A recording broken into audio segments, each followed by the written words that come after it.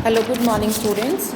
हमने अपनी 12 इलस्ट्रेशंस तक कंप्लीट कर लिया था। किसी भी बच्चे को कुछ भी प्रॉब्लम है तो आप मुझसे पूछ सकते हैं, मैं आपको बता दूंगी कि कैसे। जो अगला है आपका cash flow from investing activities, जो इन्वेस्टमेंट एक्टिविटीज़ से कैश फ्लो होता है जनरेट, तो उसको कैसे करना है आपने देखो ये लिखा भी हुआ है।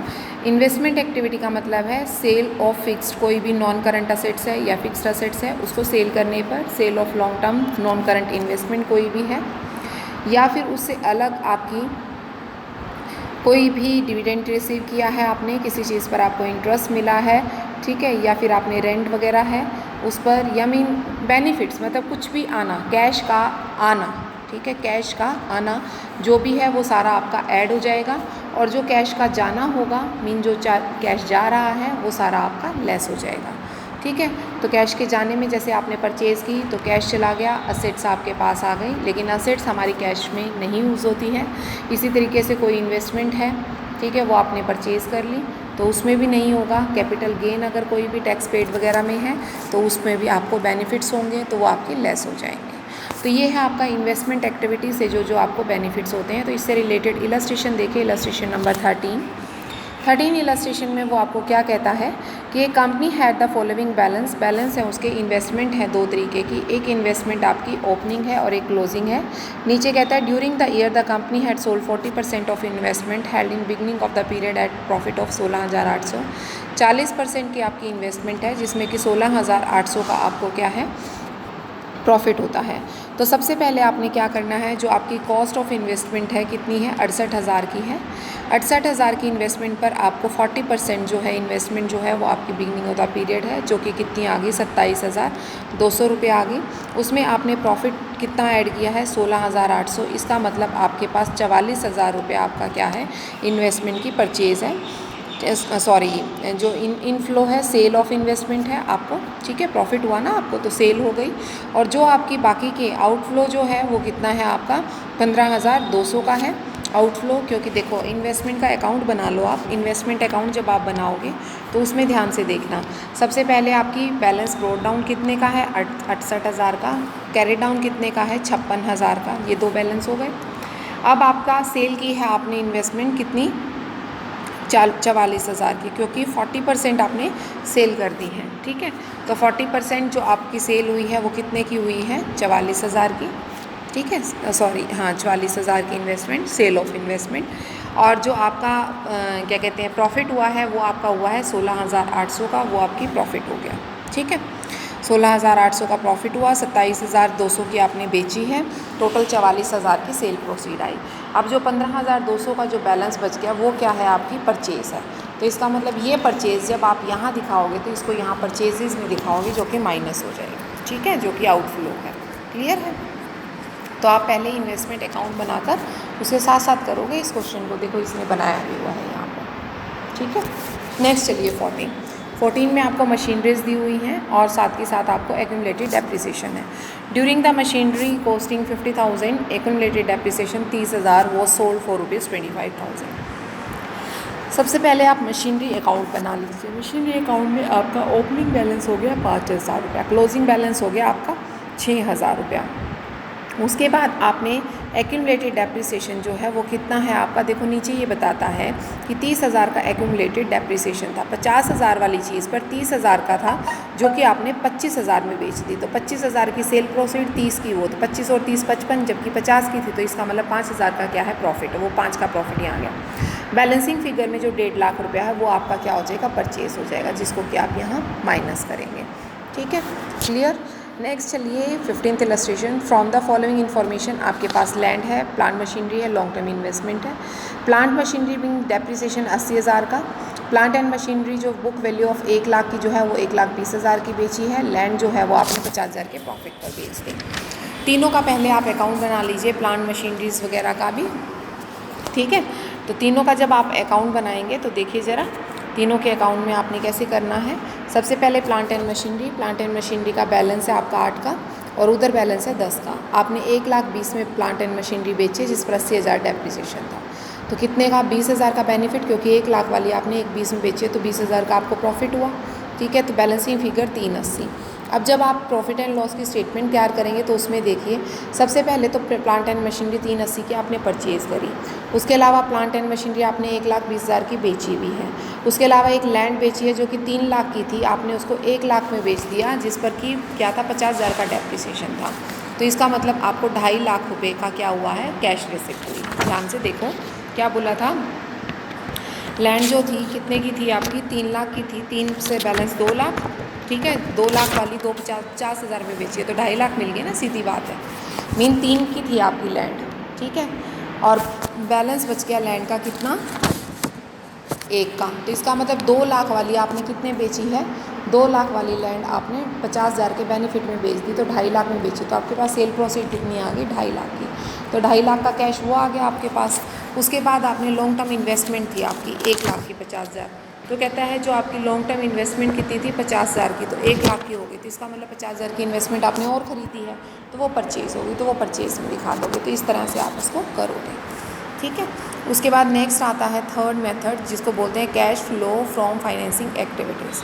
जब कैश फ्लो फाइनेंसिंग एक्टिविटी से होता है तो कैश इनफ्लो में आप कौन कौन सी आइटम्स को लेते हैं वो आप देखिए, और जब आपके पास कैश आउटफ्लो में होता है तो क्या क्या लेते हो। कहते हैं जब इनफ्लो में होता है तो हम cash proceed from the issue of equity shares वगैरह लेते हैं, अगर आपने डिबेंचर्स वगैरह इशू की हैं तो उससे आता है, अगर आपने cash repayment of the short term loans या बोरोइंग की है, या प्रेफरेंस शेयर्स की है, डिविडेंड्स की है, या इंटरेस्ट ऑन डिबेंचर्स वगैरह की है, तो आपका ये यहाँ आता है। क्लियर है। अब देखिए वो कहता है कैश प्रोसीड, अब आपने बनाना है, जैसे इसको हम एक परफॉर्मे से भी कर सकते हैं, इशू ऑफ शेयर्स हैं, proceeds of issue of share, debentures हैं, अगर आपने रिडम्पशन की है तो वो सारे लेस हो जाएंगे, ठीक है। इसमें शॉर्ट टर्म जो बोरोविंग्स ओवरड्राफ्ट वगैरह होते हैं उनको बैंक ओवरड्राफ्ट वगैरह कैश सबको इंक्लूड इसके अंदर कर लेते हैं। अब ज़रा देखिए इससे नेक्स्ट पेज पर इलस्ट्रेशन 16 पर आइए आप। 16 में वो क्या कहते हैं, from the following information calculate the net cash flow from the following activity, जिसमें आपके पास कौन कौन सी हैं, इक्विटी है, ठीक है, उसके बाद प्रेफरेंस शेयर्स है, डिबेंचर्स हैं, सिक्योरिटी प्रीमियम, 4 तरह की है। नीचे वो dividend paid on the shares बता रहा है 15 और 20 का। सिंपल सी बात है, कैश प्रोसीड डिविडेंड दिया है वो तो गए आपके पास, 15 और 20 की तो पेमेंट हुई है, उसको ब्रैकेटेड ले लो। उसके अलावा आपकी इक्विटी शेयर 3 से 4 हो गए तो आया है कैश, तो 1 लाख का आपके पास कैश आ गया। क्लियर है। उसके बाद आपके पास 1 लाख का तो वो कैश आ गया। उसके बाद नीचे ये कहता है सिक्योरिटी प्रीमियम है, सिक्योरिटी प्रीमियम भी 30 से 40 हो गया तो 10,000 का सिक्योरिटी प्रीमियम, मीन 1,10,000 आ गए, ठीक है। उसके बाद प्रेफरेंस शेयर्स 1 से 60 हो गए तो इसका मतलब 40,000 की रीपेमेंट कर दी, 40,000 के प्रेफरेंस शेयर्स की रीपेमेंट हो गई। उसके बाद आपके डिबेंचर्स हैं 2 से 1 हो गई, इसका मतलब 1 लाख के डिबेंचर्स की पेमेंट की है, तो मीन 1,40,000 और 20,000 और 15,000 ये तो आएंगे नेगेटिव में फिगर, और 1,10,000 आपके पास आया है, ये इनफ्लो है, तो आप इसको सॉल्व कर दीजिए। नेक्स्ट चलिए, नेक्स्ट में वो कहता है कि कैश फ्रॉम इन्वेस्टमेंट एक्टिविटी और फाइनेंशियल एक्टिविटी दोनों से बताना है, ठीक है। नीचे आपको दे रखा है इक्विटी दे रखा है, बैंक दे रखा है, डिविडेंड पेमेंट दी हुई है, फिक्स्ड असेट्स है, प्लांट एंड मशीनरी दिया हुआ है आपके पास, एक्यूमुलेटेड डेप्रिसिएशन जो है इन्वेस्टमेंट पर कितना है, लैंड बिल्डिंग पर कितना है, गुडविल वगैरह क्या है। कॉन्टीजेंट लाइबिलिटीज़ उसने प्रोपोज डिविडेंड की देर के 10 और 10,500। Loan investment on the interest on the loan was paid to be the financial year during the year 2018। वो कहते हैं कंपनी प्रोवाइड डेप्रिसिएशन प्लांट 6750 का। कंपनी इसमें आपको अकाउंट बनाना पड़ेगा सबसे पहले तो, प्लांट एंड मशीनरी का, एक्यूमुलेटेड डेप्रिसिएशन वगैरह का, तब जाकर इस क्वेश्चन को आप अच्छी तरह से कर पाएंगे। देखिए ज़रा, हाँ जी, तो सबसे पहले आपने क्या करना है, cash flow from investment activities बाद में बनेगा, cash flow from financial activity भी बाद में बनेगा। सबसे पहले तो आप प्लांट एंड मशीनरी अकाउंट देखिए। प्लांट एंड मशीनरी में सबसे पहले बैलेंस ब्रॉट डाउन है और बैलेंस कैरी डाउन है, दोनों बैलेंस हो गए। उसके बाद एक्यूमुलेटेड डेप्रिसिएशन इसने दे ही रखा है, कितना है, 15,000 का दे रखा है ना एक्यूमुलेटेड डेप्रिसिएशन, तो वो 15,000 का डेप्रिसिएशन आप यहाँ पर दिखा दीजिए कि 15,000 का आपका क्या है, एक्यूमुलेटेड डेप्रिसिएशन है। क्लियर है। ये इस तरह से बेटा, एक सेकेंड रुको, हाँ जी, तो ये पिछले पेज पे ही थी मैं, और हाँ, तो ये आपका हो गया। तो इसके बाद आपने यहाँ पर कैश फ्लो इन्वेस्टमेंट एक्टिविटी और फाइनेंशियल एक्टिविटीज़ जो हैं वो बनाकर आपने इसको क्लियर कर देना है कि कौन कौन सी एक्टिविटी से हुई है। जैसे कि आपकी purchase of plant and machinery है, ठीक है, वो आपका कितना है, 30,000 से है, ठीक है। 30,000 से आपने परचेज़ की है तो वो पैसा गया है आपका। इसी तरीके से सेल है तो वो भी आपकी क्या है, आई है। परचेज़ ऑफ इन्वेस्टमेंट आपने की है वो गया है। सेल ऑफ लैंड है वो आया है। तो वहाँ से आपको इसी तरीके फाइनेंसिंग में सिर्फ आपको इक्विटी, बैंक लोन या कोई भी प्रपोज डिविडेंड वगैरह दिया, क्योंकि इक्विटी वगैरह से रिलेटेड होता है डिविडेंड, तो वो भी आपका इसी में आएगा। इस तरीके से आपने इस क्वेश्चन को करना है। नेक्स्ट क्वेश्चन है, बहुत ही सिंपल क्वेश्चन है, बिल्कुल इजी क्वेश्चन है। आपने इन सभी आइटम्स को पढ़ना है। वो कौन सी चीज़ से रिलेटेड है, जैसे कि रीपेमेंट ऑफ लोन है, लोन की रीपेमेंट है वो किससे है, फाइनेंसिंग एक्टिविटी से है।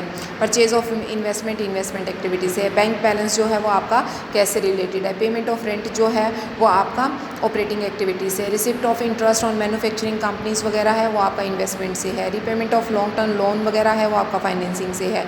Interest from investment, investment activity. Short term deposit of the banks वगैरह है ये कैश से रिलेटेड है। कमर्शियल्स बिल्स वगैरह हैं आपके कैश से रिलेटेड है। इंटरेस्ट पे टू डिवेंचर्स वगैरह है ये आपकी फाइनेंसिंग एक्टिविटी से है। ट्रेजरी बिल जो है वो आपके वो इससे रिलेटेड है, सॉरी कैश से रिलेटेड है। कैश प्रोसीड्स वगैरह हैं वो आपकी किससे रिलेटेड है, cash proceed from public deposit. Public deposit से कैश रिसिप्ट्स फ्रॉम है तो फाइनेंसिंग है। सेल ऑफ फिक्स्ड एसेट्स हैं आपकी तो फिक्स्ड एसेट्स की सेल इन्वेस्टमेंट से है। इंटरेस्ट पे टू पब्लिक डिपॉजिट्स वगैरह हैं तो वो भी आपकी financing activity. Share of issue expenses वगैरह हैं तो वो भी आपकी फाइनेंसिंग एक्टिविटी। इसी तरीके से जो 19th क्वेश्चन है वो भी आप बेटा अपने आप से कर सकते हो, वो भी इसी तरीके से है। तो मेरे ख्याल से आज के लिए या फिर 20th इलस्ट्रेशन और करा देती हूँ ताकि आपके एक 20th तक हो जाए क्वेश्चंस। चलिए भाई 20th इलस्ट्रेशन खोलिए। उसमें क्या कहता है कि X limited reported new public for the year ended 31 March 2019 as under the revenue for the operation. तो कहते हैं ऑपरेटिंग एक्सपेंसेस जो हैं वो आपके 10,000 के हैं, जिसमें से डेप्रिसिएशन जो है वो आपका दिया हुआ है कि 2,32,000 जो है, मतलब टोटल डेप्रिसिएशन 7,64,000 आ जाता है, जिसमें कि आपका नेट प्रॉफिट बिफोर टैक्स वगैरह करने पर, टैक्स वगैरह काटने पर 1,14,000 का टोटल प्रॉफिट आता है। एडिशनल इन्फॉर्मेशन ये देता है कि जो ऑपरेटिंग एक्सपेंसेस हैं वो आपके 12,000 के हैं, जो कि loss of sale of machinery के अंदर इंक्लूडेड है। एक्चुअल जो टैक्स वगैरह है 2018-19 का वो 88,000 है। Balance of the current items जो हैं वो आपकी दी हुई है। ट्रेड रिसीवेबल्स हैं, इन्वेंट्री है, ट्रेड पेबल्स वगैरह दिए हुए हैं। अब आपने कैश एक्टिविटी से जो जनरेट होता है वो आपने देखना है। सबसे पहले तो आपने क्या करना है, सिंपल सा आप कैश जो है, कैश फ्रॉम ऑपरेटिंग एक्टिविटी और cash from the operating activity, एक तो डायरेक्ट मेथड से और एक इनडायरेक्ट से। तो आप इनडायरेक्ट करिए, डायरेक्ट करिए। वैसे तो डायरेक्ट मेथड जो होता है वो ज़्यादा ईजी होता है। जैसे रिवेन्यू फ्रॉम ऑपरेटिंग एक्टिविटी कितना है, 10 लाख रुपये का रिवेन्यू आपका जनरेट होता है। उसमें ट्रेड रिसीवेबल्स कितने हैं आपके, ट्रेड रिसीवेबल्स हैं आपके 50,000 के, 50,000 आप ऐड कर दीजिए। अच्छा, ट्रेड रिसीवेबल्स 31 को कितने हैं, 60,000 के, वो माइनस कर दीजिए। फिर आपके पास आ जाती है ऑपरेटिंग एक्सपेंसेस कितने हैं, 680, और उसमें से 12,000 घटा दो, कितने हो गए, 668। तो उसके बाद ट्रेड पेमेंट्स जो है वो ऐड कर दीजिए, ओपनिंग और क्लोजिंग जो है वो दोनों का माइनस कर दीजिए करके, फिर ये इसके बाद 88,000 का आपका टैक्स पे करना है। वो 88,000 का आपने टैक्स पे कर दिया। 88,000 का टैक्स पे करने के बाद जो आपका बचेगा वो आपका आंसर आ गया। क्लियर है, क्योंकि सिर्फ 2 ही आइटम दे रखे हैं। 12,000 का आपका ऑपरेटिंग एक्सपेंसेस है वो माइनस कर दीजिए, 88,000 का आपका एक्चुअल टैक्स है वो नीचे जाके माइनस कर दीजिए, वहाँ से आपका क्लियर हो जाएगा। तो बेटा मेरी तरफ से ये 20 क्वेश्चंस कंप्लीट हो गए हैं। आप यहाँ तक सभी क्वेश्चंस अपने कंप्लीट कर लीजिए, उसके बाद नेक्स्ट हम कल करेंगे।